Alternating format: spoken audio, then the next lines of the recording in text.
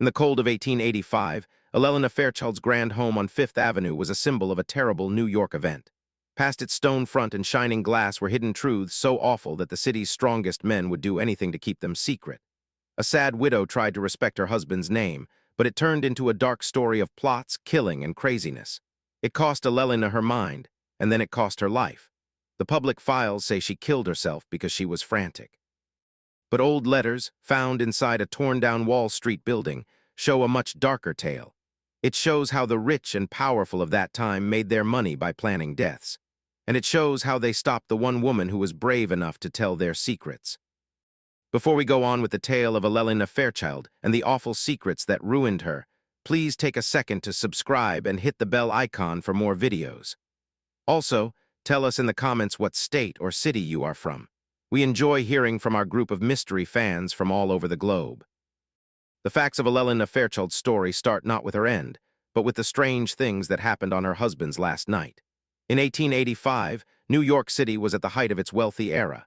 It was a shining city where huge amounts of money moved through Wall Street's fancy halls. At the same time, poor newcomers packed into cheap apartments nearby. The money center of the city buzzed with the power of a new age of business. Big names in trains, steel, and banks gathered riches that would make kings and queens jealous. On Fifth Avenue, huge houses stood like markers for this new class of rich Americans. These owners held fancy parties and fundraisers that decided who was important in the country. One of these powerful men was Theodore Fairchild. His skill with money had made him a man who was both feared and looked up to on Wall Street. At age 45, Theodore managed a huge web of money put into railroads, mines, and factories. He could guess what the market would do with amazing correctness. This earned him the name, the prophet of the stock market. People he competed with whispered that Theodore had a special, almost magical talent. He always knew the right time to buy or sell, and he often made huge amounts of money when his rivals had bad luck. Elellanena Catherine Brennan married Theodore in 1878. In one day, she went from being the daughter of a simple Boston seller to a top New York society woman. At 25, she had a classic beauty and a smart mind. This made her a great partner for Theodore's goals. Elellanena did not just marry for money. She truly loved her husband and looked up to his smarts. She took on the job of a high society host with amazing talent. She planned charity nights that got thousands for the city's orphans. She also held small dinners where America's strongest men did their deals over good wine and cigars. The Fairchild house at 847 Fifth Avenue showed their high position. It was a 4-floor stone palace built in the newest French style. It had very high ceilings, carved marble steps, and rooms full of old items and paintings from Europe. The best part of the house was Theodore's private study. It was a quiet room with wood walls, filled with fancy books. It also had a huge safe where he stored his most secret business papers. Elellanena always respected her husband's need for quiet in his work. She knew that the world of big money deals had to be kept very private. Their marriage started as a family arrangement, but it grew into a real team. Theodore often asked Elellanena for her thoughts on social things. He knew she had a special skill for understanding people and events. From talking with him, she had also learned a lot about business and money. But she was always careful not to cross the line of what was seen as proper for a woman in her place. They did not have children, which made Elellanena sad in private. But Theodore's focus on his job and her work with social duties gave their lives a clear direction. The New York of 1885 was a city of big differences. The rich ate huge meals in fancy rooms. At the same time, news stories told of money troubles that left thousands of poor families with nothing. The new Brooklyn Bridge was a sign of American smarts and growth, but worker protests and factory accidents killed people very often. In this world, men like Theodore Fairchild had huge power. The choices they made could change the lives of thousands of workers and the futures of whole cities. What Elellanena did not know yet was that her husband's amazing success had a cost. It was a cost more awful than she could ever guess. The night of November 17, 1885, started like many others at the Fairchild home. Elellanena used the afternoon to get ready for a normal business dinner. She made sure every little thing was perfect for Theodore. The dining room shined with clean silver and glass. The kitchen workers cooked a meal of duck, special oil, stirs, and a dessert called Charlotte Russe, which Theodore loved. These dinners were not just for fun. They were carefully planned meetings. This was where some of New York's most powerful money men did their most private work. The guests that night were Heiress Kensington, a banker with white hair who managed lots of the city's train money. Marcus Cromwell was also there, a man with sharp looks whose shipping business ruled the East Coast. James Wright, the youngest at 38, was there too. His family's cloth factories had made him very rich. Elellanena had been the host for these three men many times. She had learned to see the quiet power plays between them. Theodore was clearly the leader. The others followed his opinion with near-perfect obedience. As the night went on, Elellanena felt a strange stress in the room. The men's talk was usually lively about money chances and new laws, but tonight there was a hidden worry she had not seen before. While they ate soup, she heard bits of their quiet talk. They mentioned the Pittsburgh situation and talked about the problem that had to be handled for good. She tried to join in with a simple comment about town news, but the table went quiet. It made her face feel hot and ashamed. Theodore usually cared a lot about her being comfortable, but tonight he seemed lost in thought and very pale. She saw his hands shake a little as he grabbed his wine glass. Small drops of sweat were on his brow, even though it was a cool night. She softly asked him if he felt okay. He promised her it was just the strain from a very hard business deal, but his eyes looked hunted in a way she had never seen. The dinner continued, and things felt more and more strange. The men's voices got very quiet, almost whispers, when they talked about key things. Elellanena felt left out of talks that she used to be part of. She started to feel like a stranger in her own house. This feeling confused her and pained her. Then, while the dessert was being served, it all happened.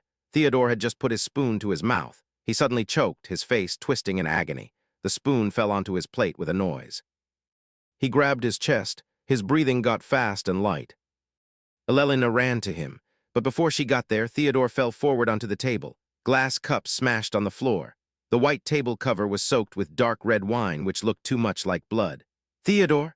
Elellena's cry bounced through the house as she dropped to the floor by his chair. His eyes were open wide with fear. His mouth moved like he was trying to talk, but only a horrible choking noise came out. Heiress Kensington took control right away. He sent Marcus Cromwell to get the family doctor. He told the servants to leave the room. James Wright softly but strongly led Elellanena away from Theodore. He told her that Dr. Henley would know just what to do. Dr. Purcell Henley got there in 20 minutes. He held his medical bag, and his face was serious with worry. Elellanena watched from the door as the doctor looked at Theodore's still body. He checked for signs of life with the quick skill of someone used to these events. After a very long time, Dr. Henley stood up. He sadly shook his head. "I am sorry Mr. Fairchild is gone," he said. His voice was both kind and sure. "He had been telling me about chest pains, and he had so much work stress. I think this was a deadly heart attack. These sad things are, sadly, normal for men his age with his duties." Elellena's life fell apart right then. The man who was her partner, her guard, and her love was gone. He was taken with no warning, with no time to say goodbye. As she cried, she barely heard the other men talking quietly with Dr. Henley. They planned what to do with the body and talked about the laws. They handled the whole thing very fast, which seemed wrong. But Elellanena was too full of sorrow to ask why. In her pain, she did not see the quick, knowing looks the three guests gave each other. She did not see Dr. Henley's small nod when Heiress Kensington whispered to him.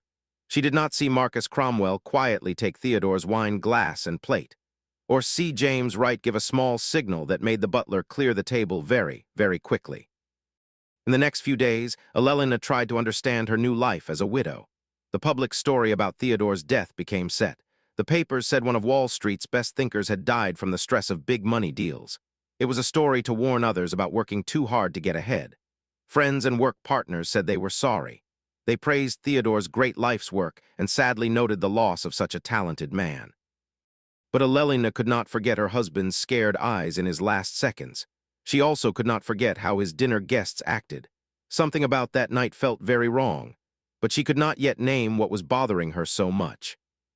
The weeks after the funeral were a blur of sad visits and meetings with lawyers. Elellanena had to learn a whole new world of money papers, work deals, and rules. Before, her husband had handled all of this.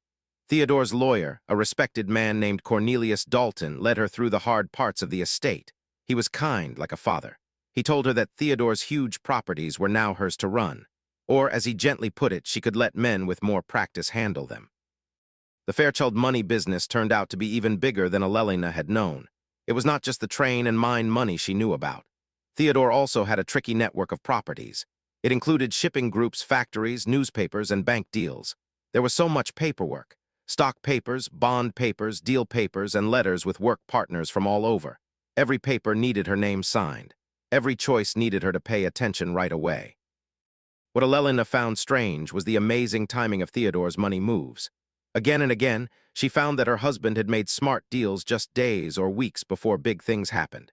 He sold train stocks right before a terrible train crash ruined that line's good name. He bought land for mining just before other mines had strange collapses or broken tools. These events knocked them out of the business. He put lots of money into shipping lines right before their competitors had a string of awful accidents. These accidents pushed them off the good shipping paths. At first, Elellanena thought these lucky breaks were due to Theodore's amazing business skill. The man she married had an almost magical way of seeing market changes and guessing what would happen next. But as she looked deeper into his files, she saw trends that worried her sharp mind. The timing was not just lucky, it was too perfect. It was like Theodore knew ahead of time about the bad things that would happen to others. In Theodore's private papers, Elellanena found a locked drawer in his study. Neither she nor the servants had ever seen it open. A locksmith finally got it open. Inside, Elellanena saw papers that made her question all she believed about how her husband did business. The drawer held news stories about factory accidents, train crashes, and the quick deaths of other businessmen. Each was marked with a date and notes in Theodore's neat writing. Even more troubling were the secret messages and strange letters with men Elellanena did not know. The letters were signed only with first letters, not full names. They talked about answers to problem situations. They mentioned final fixes for business issues. The words were kept unclear on purpose, but what they hinted at made Elellanena shiver. These were not the letters of normal business deals. They looked more like plans for illegal acts. One letter from just 3 weeks before Theodore died stood out to Elellanena. It was on fancy paper with no company name. It was signed just HK. It talked about the Pittsburgh problem, which Elellanena recalled hearing at that last dinner. The letter said they needed to act fast. It promised Theodore that our man has been called and knows this must be done now. The letter ended with a strange note about a large payment that was set up for the work done. Elellena's hands shook as she read it. Harrison Kensington's first letters were HK. She remembered he was at many dinners where they had these secret talks. Could the respected banker who helped her when she was sad be part of something evil? It felt wrong to think it. But the proof in front of her pointed to things she could not pretend not to see. Her search became more and more focused as the winter turned into a cold January in 1886. Elellanena stayed for hours in Theodore's study. She read paper after paper, trying to find the real meaning in his work letters. She started to make charts. They linked Theodore's money deals to the bad things that happened to his rivals soon after. The picture she saw was of someone rigging the market. They did it by planning awful events on purpose. The more Elellanena found, the more alone she felt. Her old friends used to fight to get into her parties. Now they seemed uneasy around her. Their talk felt stiff and fake if she tried to talk about Theodore's work. At charity nights and parties, Elellanena saw that people stopped talking when she walked up. She saw how they looked away, not wanting to meet her eyes. Dr. Henley, the man who said Theodore was dead, started to visit her more often. He said he was just checking on how she was feeling. He acted like he was worried about a sad widow. But there was something in his visits that made Elellanena feel very uneasy. He would ask her sharp questions about what she was doing. He asked if she was thinking too much about what happened. He asked if she felt nervous, if she needed medicine. When Elellanena said she was trying to learn about Theodore's business, Dr. Henley's face would get dark. He said he was worried her that she was too fragile. The worst part was Elellena's slow understanding that someone was watching her. Strange workers she had never seen before showed up on her street at strange times. Their eyes seemed to follow her when she left the house. Papers she knew she had left in one spot in the study would be in a different place. It was like someone had been looking at them while she was gone. The feeling of being watched all the time got so bad that Elellanena started to doubt her own mind. She wondered if her sadness was making her see things that were not there. As winter turned to spring, her search had found enough proof. She now believed Theodore's death was not a heart attack. She believed his success was built on acts that went against every good thing she believed in. But the plot she was finding was big, and the men in it were strong. She knew her own life could be at risk. The question that kept her awake at night changed. It was not just, what did Theodore do? It was, who is watching me, and what will they do to keep their secrets? The spring of 1886 made Elellanena feel strong again. She chose to stop just looking. She would take real steps to find the truth about her husband's work. She had changed slowly from a sad widow to a driven searcher. The proof was piling up that Theodore's death was part of something much darker than just business. Elellena's first big clue came from a place she did not expect. It was Margaret O'Brien, the Irish cook. She had been with the Fairchilds for almost 6 years.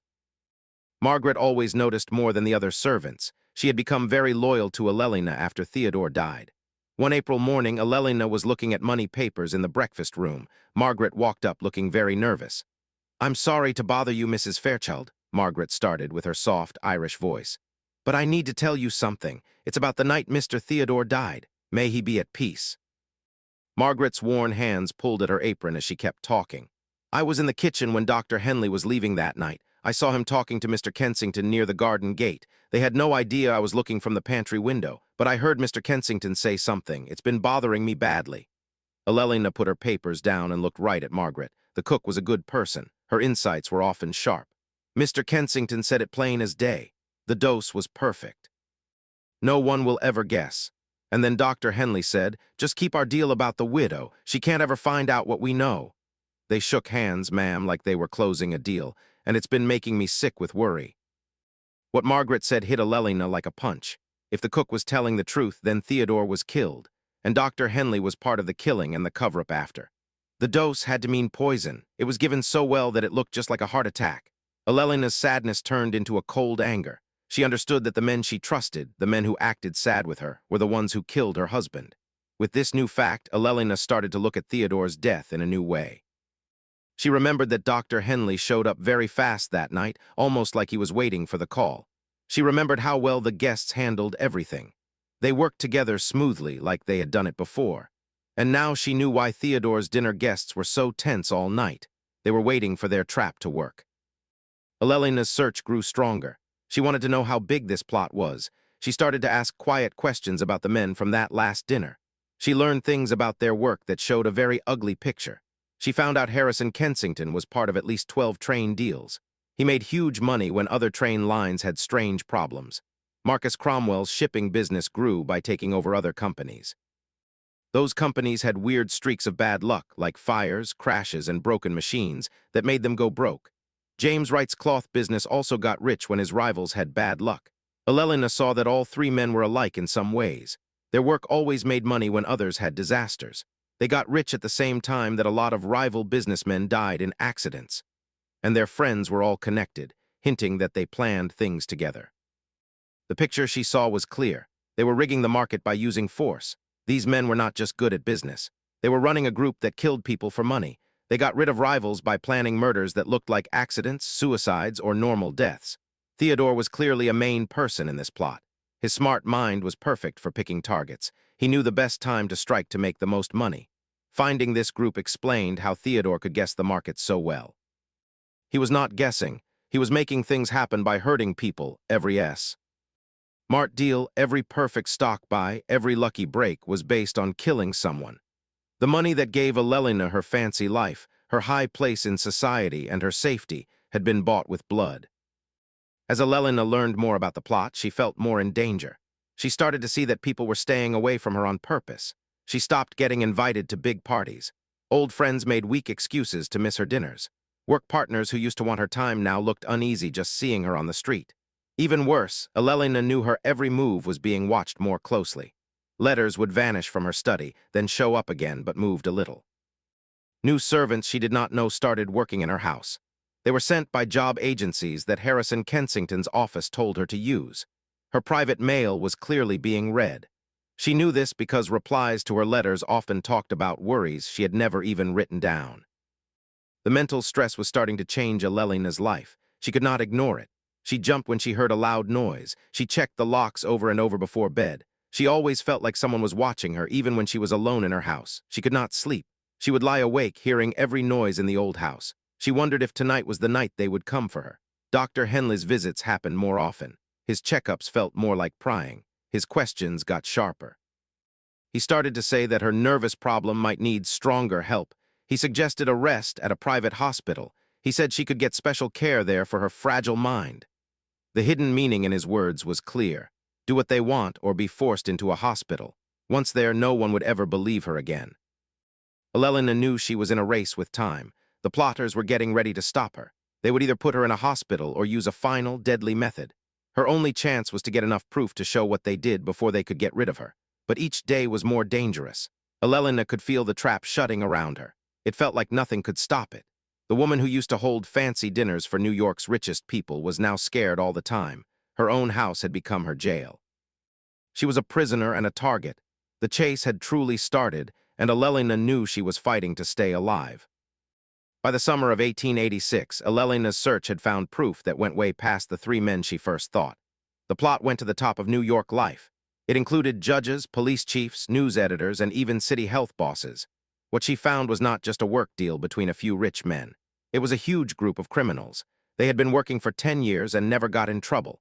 Elellena's most shocking find was a leather book. It was hidden in a secret spot in Theodore's office safe. The book was all in Theodore's neat writing. It held exact notes of what were clearly murder-for-hire deals. Each line listed the target's name and the reason to kill them. It usually said market block or rival problem. It listed the way to do it, the pay, and the day it was finished. The notes were cold and clear in their facts.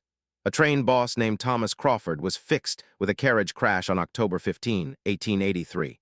This led to money-making stock deals worth $180,000. A shipping boss named Robert Sinclair was handled by what looked like a suicide on March 22, 1884. This let them take over 3 good shipping paths.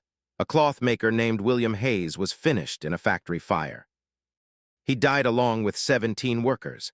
This brought in insurance money and work deals worth over $200,000. The most awful part was finding out the plot had a team of expert killers. They worked all over the Northeast. The book only called them by numbers, not names. They were experts in different ways of killing. Agent 7 took care of crashes with carriages and horses. Agent 12 set up factory accidents and fires. Agent 23 was a master of poison that left no clues. The book showed that Theodore was the group's main planner. He picked targets whose deaths would cause the most trouble and make the most money. His job was to study rivals, find their weak spots, and pick the best time to kill them for profit. The other men handled the hands-on parts.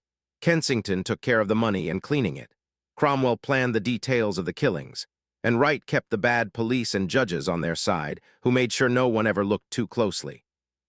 Elellanena felt a deep chill as she read the last notes in the book. The last finished job was dated November 10, 1885. It was just 1 week before Theodore died. It was for the killing of a Pittsburgh steel maker. His factories were rivals to Wright's business, but it was the last unfinished line that made Elellena's hands shake with fear. E.F. widow, asking too many questions, final fix needed to be set up. The letters E.F. were clearly for her. Elellanena Fairchild was now the group's next target. Finding out they planned to kill her pushed Elellanena to act fast, but it also filled her with a fear that froze her. She knew now that every day she stayed in New York, she got closer to a planned death. The plotters were already setting the stage to get rid of her. Dr. Henley kept saying she was mentally unstable. Her death would probably be called a suicide. They would say it was caused by deep sadness and stress. A sad but believable end for a widow who couldn't get over her husband's death. The mind games got much worse once Elellanena knew she was a target. Weird accidents started to happen all the time. A big light in the dining room fell and smashed just moments after she had been under it. A gas pipe in her bedroom was found to be leaking. Luckily, Margaret's sharp nose smelled it before Elellanena went to sleep. And her carriage had a strange wheel problem while on Fifth Avenue, which could have badly hurt or killed her. Each event was made to look like an accident. But they happened so often, and at such specific times, it was clear they were trying to kill her. Elellanena knew the plotters were trying different ways to kill her. They were likely testing to see which way would look the most normal and cause the least suspicion. The mental toll was awful. Elellanena could not trust anything around her, not the food she was given, not even the stairs in her house. Dr. Henley's visits became more forceful. He started bringing another doctor, Dr. Reginald Steinberg. This man was an expert in nervous problems and the rules for putting people in hospitals. The two of them gave Elellanena long checkups. They cared more about her mind than her body. Their questions became more prying and blaming. Do you think people are planning against you? Are you having wild thoughts about your late husband's friends? Is it hard for you to tell what is real and what is not? Elellanena knew the doctors were making a fake medical file. They would use it to force her into a hospital. Once she was locked up, she would have no power to tell her story. And her death there could be blamed on her sickness getting worse. The idea of being stuck in one of those awful private hospitals, being given the harsh and cruel treatments they used on frantic women, scared Elellanena more than dying. Just when it seems it cannot get worse, the dread in Elellena's story deepens. If this tale is making you shiver, send this video to a friend who also likes dark secrets. Press the like button to help our channel. And be sure to subscribe and hit the bell icon for more videos so you never miss tales like this. Let's find out together what happens in Elellena's last fight to live. Elellena's fear pushed her to make a choice. It would either save her or kill her faster. She would try to get solid proof of the plot. Then she would show it to officials who were not part of the group. Her plan was big and full of risk. She would write down all she found. She would make many copies of the proof, and she would give her proof all at once to federal agents, big newspapers, and police in other towns. Working in total secret, Elellanena used her nights to take pictures of the pages in Theodore's book. She used a small camera she bought quietly. She wrote down detailed reports of all she knew. This included what Margaret heard Dr. Henley and Kensington say. She made lists of all the strange deaths that matched the group's money-making deals. She made a timeline that showed how they killed people over and over as part of a plan. To make her plan work, Elellanena had to act normal while she gathered her proof. She kept going to parties. She let Dr. Henley check on her. She kept up the act of a sad widow who was slowly losing her mind to stress. But behind this act, she was getting ready. She knew this was her only shot to show the truth and save herself. Everything was on the line. Elellanena was in a risky game. The men she was against had already shown they would kill without a second thought. Her time was running out. The plotters were getting ready to make their last move. The proof she had would either prove her right and stop one of America's worst criminal groups, or it would be lost with her, and their secrets would be safe for good. As summer changed to fall, Elellanena felt the stress was about to pop. The next few days would decide it all. Either the truth would come out, or she would just be one more name in Theodore's book of perfect killings. The first week of October 1886 was strangely warm in New York, but Elellanena only felt cold fear. She was ready to start her risky plan. She had set up meetings with 3 different people on one day. One was a federal lawyer who dealt with crimes between states. One was the editor of the Herald Tribune, a paper the plotters did not own. The last was a police officer from Philadelphia who was not tied to New York's dirty system. Elellena's idea was simple but dangerous. She would show her proof to all of them at the same time.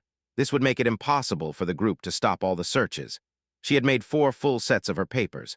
They had pictures of Theodore's murder book, copies of the secret letters, Margaret's story, and her own notes linking the killings to money.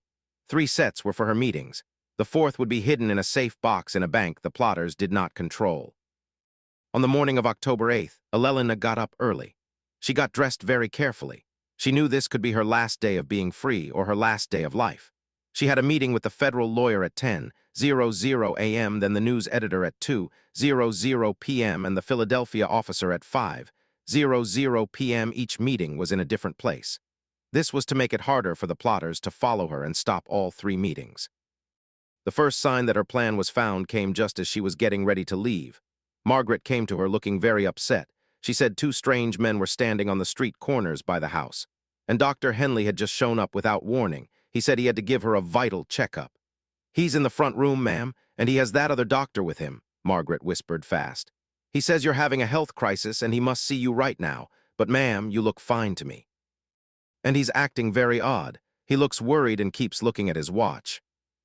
Elellena's heart beat fast. She knew the plotters had found out her plans and were here to stop her. Dr. Henley being here and the strange men outside meant one thing. They were going to have her put in the hospital right now. This would stop her from going to her meetings. Once they had her and said she was sick, they could make sure her proof never got out. Elellanena made a fast choice that would seal her future. She would not face Dr. Henley. Instead, she told Margaret to tell him she felt weak. She needed a few minutes to feel better before the checkup. Elellanena then used the back stairs, grabbed her packets of proof, and ran out the back door of the house. This door led to a small alley that went to 48th Street. Elellena's run through the New York streets became a frantic race. She was racing against time and the men chasing her. She could see them following her as she headed to the federal building. This proved the group was using all its power to stop her. Her plan started to fall apart. She saw that the men chasing her seemed to know where she was going. This meant they had somehow found out about her meetings. The federal lawyer's office was the first crushing defeat for Elellanena. She got to the building out of breath and scared. A clerk told her that Mr. Williams had to leave for an emergency. He could not make their meeting. The clerk's words sounded practiced. Elellanena saw he would not look her in the eyes as he spoke. She left the packet of proof anyway. She demanded they give it to Williams when he got back, but she did not think he would ever get it. Elellena's afternoon meeting with the news editor was even worse. She got to the Herald Tribune office. There she was told that editor Morrison got sick all of a sudden. He was taken to the hospital that same morning. The timing was too perfect to be by chance. Elellanena knew the group's power went even farther than she thought. They had found out who she was meeting, and they had stopped them before she could even show her proof. Feeling hopeless, Elellanena tried to make her last meeting. It was with the officer from Philadelphia. She thought it would also fail. Detective Patrick Kelly had said he would meet her at Grand Central Station. He planned to take the night train back to Philadelphia after seeing her proof. Elellanena got there early. She hoped that being in a crowded place would keep her safe from the men chasing her. Detective Kelly was her last chance and her last letdown. She walked up to him at their meeting spot by the big train schedule. Kelly's face showed a hidden anger. It was not the interested look she was hoping for. His first sentence proved her worst fears were true. "Mrs. Fairchild, some very worried people have called me about you. Dr. Henley told me all about your problem." Elellanena felt a cold shock. She knew the plot had even reached this man from far away. Detective Kelly had been turned. They likely used money and smart lies about her mind. The packet of proof she wanted to give him would never be seen. Her last chance to get help was gone before she even got to try. "Detective Kelly, please hear me out," Elellanena begged. Her voice was full of the fear of a woman running out of time. "I have proof. It will show that my husband and his friends have been killing people for money. There is a book that lists dozens of murders. I can show that Theodore was poisoned at my table." Kelly's answer was soft but strong. Gee, it was the voice someone would use on a sick person who might be dangerous. "Ma'am, Dr. Henley told me about your wild ideas. You have been under a lot of stress since your husband died. It's made it hard for you to think straight. The best thing now is to come with me. Don't fight. Dr. Henley is outside. He has an ambulance. It will take you to a private place where you can get care." Elellanena saw it all perfectly. She had been beaten. The plotters knew every move she would make. They stopped her friends. They set a final trap to take her away from the world for good. The private place Kelly talked about would be her jail, and soon it would be her tomb. It was a place where her death could be blamed on her sick mind getting worse. In that second of total hopelessness, Elellanena made one last wild choice. She would not be taken without a fight. If she was going to die, she would at least make a scene. Maybe someone would notice. She suddenly pulled free from Detective Kelly. She ran to the big, crowded main hall of the station. She yelled about murder and plots as loud as she could. "They killed my husband. Harrison Kensington and Marcus Cromwell are killers. They kill people for money." Elellena's voice filled the huge room. Crowds of people stopped and looked. They saw a fancy woman who looked like she was going completely insane. "Dr. Henley poisoned Theodore. They want to kill me to shut me up." What happened next was just what the plotters wanted. Elellena's public panic, seen by so many normal people, was the best proof that her mind was broken. Dr. Henley showed up as if he was called. He had two men in white coats with him. They walked toward Elellanena with the skill of men who knew how to handle sick people. "Please, everyone, stay back," Dr. Henley called out to the crowd. His voice sounded like a caring, expert doctor. "This poor woman is very, very sick from stress since her husband died. We are here to help her, but she is having wild thoughts. She thinks people are trying to hurt her." Elellanena fought the men as they held her down. She kept yelling her claims, but to the people watching, she just sounded crazier. The harder she tried to explain the plot, the more her words proved Dr. Henley was right. The very proof she had, the complex murder group, the famous businessmen, the planned killings, all of it sounded like wild dreams from a mind that was broken. As the men carried Elellanena to the ambulance, she saw Harrison Kensington. He was watching from the dark near the station door. His face showed he was pleased. He looked like a man whose smart plans had worked perfectly. Elellanena knew right then that all of it, being alone, the accidents, the doctor's visits, and even this last public scene had been planned to end just like this. The last thing Elellanena saw before the ambulance doors shut was Detective Kelly shaking hands with Dr. Henley. Kelly was taking a fat envelope, which looked like it was full of money. Her final chance for help was gone. She knew that even the man she thought she could trust had been paid off by the men she was trying to stop. Elellanena Catherine Fairchild was put into the Westchester Private Sanitarium on October 8, 1886. The papers were signed by Dr. Pearl Henley and Dr. Reginald Steinberg. The hospital was in a quiet spot in Westchester County. It was a place for rich patients with nervous problems or mental sicknesses that families wanted to hide. It was the perfect kind of secret place. People who caused problems could vanish there, and no one would ask questions. The hospital's files were kept perfectly by the workers. They wrote down how Elellanena got worse and worse, right from the day she got there. Dr. Henley's first note said the patient had severe, paranoid panic brought on by sadness and stress. Her stories about murder plots were called complex, false beliefs. He wrote they were normal for a frantic female mind under great strain. Elellena's care was the normal kind used at that time for hard female patients. She was locked in a private room. She was not allowed to see anyone but close family, and she had none. She was given treatments like cold water baths, long days stuck in bed, and more doses of drugs. These drugs were meant to calm her upset mind. When she asked to call the police or mail letters, she was told no. Dr. Henley said it was for her own health. He said doing those things would only make her dangerous, false beliefs stronger. Margaret O'Brien tried many times to see Elellanena in the first few weeks, but she was told to leave every time. They said the patient was too sick for guests. The good cook kept trying. She finally got to talk to Dr. Henley. He calmly told her that Elellena's mind was getting worse very fast. He said seeing people from outside might cause her to get violent. This could be a danger to Elellanena and the workers. What Margaret did not know was that her time was almost up. On November 15, 1886, just 1 month after Elellanena was locked up, Margaret O'Brien was found dead. She was in her small apartment near the Fairchild house. The police said she died from a gas leak from a bad stove. It was just a sad accident that killed a poor, hard-working woman. But the timing made sure of one thing. The only person who heard the talk between Dr. Henley and Heiress in Kensington could never tell anyone what she knew. Elellena's own death came just as the plotters had planned it. It was cold and unstoppable. On December 3, 1886, she had been in the hospital for almost 2 months. She was given more and more drugs. That day, Elellanena was found dead in her room at the hospital. Dr. Henley's official paper said she died of heart failure. He wrote it was caused by her nerves breaking down and the poison of her long mental pain. The death paper was signed by Dr. Henley and Dr. Steinberg. It did not say anything about the huge amount of morphine that had truly stopped her heart. The drugs were given during what the files called a helpful treatment for bad panic. But it was really a carefully planned murder, made to look like medicine. Elellena's funeral was a small thing. Mostly old servants came, and a few people from high society who felt they had to show up.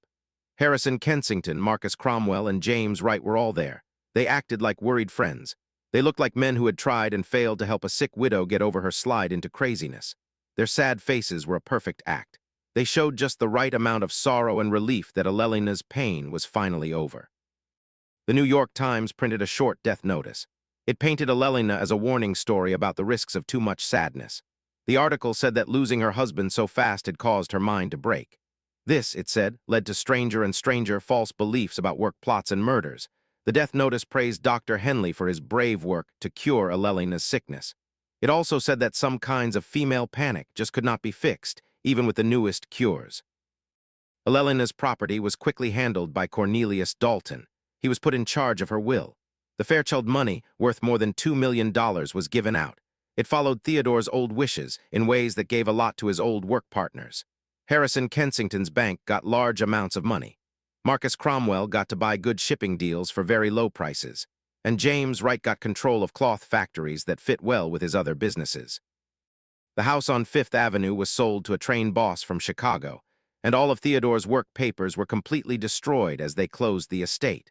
Cornelius Dalton said the papers had private money details in them.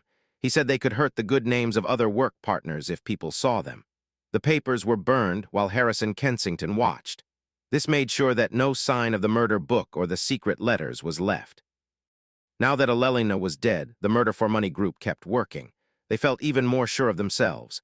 Getting rid of both Theodore Fairchild and his wife showed that the group could deal with problems from the inside, and they did it while still looking like good, honest businessmen to the public. In the years after, the plot grew. It spread its power all over the Northeast and into the big factory cities of the Midwest. Dr. Purcell Henley's good name grew because of how he handled the Fairchild case. He became a top doctor for fixing the nervous problems of rich women. His private work boomed. He became a special expert in cases where female patients showed panicked feelings that needed hospital care. The doctor's record for curing these sicknesses was amazing. But his patients also died very often. He said this was just because their mind problems were so bad. The Westchester Private Sanitarium stayed open for 15 more years. It acted as a secret dumping ground for problem people who got in the way of the powerful. The hospital's files were all burned in a helpful fire in 1902. This made sure no proof was left of the strange deaths that happened there. By the early 1900s, most of the first men in the murder plot had died of old age. They took their secrets with them. Their graves had big, fancy stones that praised them for all they gave to American business and life. Harrison Kensington was known as a kind man who gave millions to build hospitals and schools. Marcus Cromwell's shipping business became a key part of America's trade with the world. James Wright's cloth factories gave jobs to thousands and helped build the base for today's business world. Their real mark on the world lived on in the criminal groups they started. These groups kept working long after the men were dead. The ways they invented, like the planned killing of rivals, the paying off of doctors and judges, and the of mental hospitals to silence people who knew too much, became the model. Other criminal groups would copy these methods for years and years. Elellanena Fairchild's tale was lost. It became just another forgotten sad story. She was only remembered as a small note in a few school books about women's health in that time. Her name is not in any history books. No one listened to her warnings. Her proof was gone for good. The brave woman who risked it all to show the world one of America's most dangerous criminal plots became just another number. She was just one more case of female panic and nervous collapse from that time.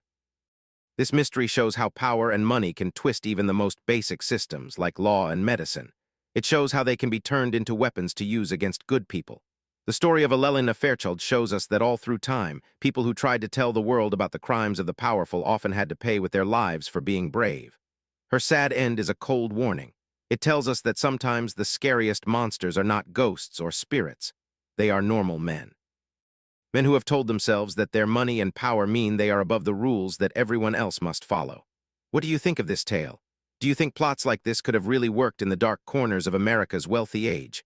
Post a comment below and tell us what you think about Elellena's sad end. If you liked this story of real-life horror and want more dark secrets from America's past, subscribe and hit the bell icon for more videos.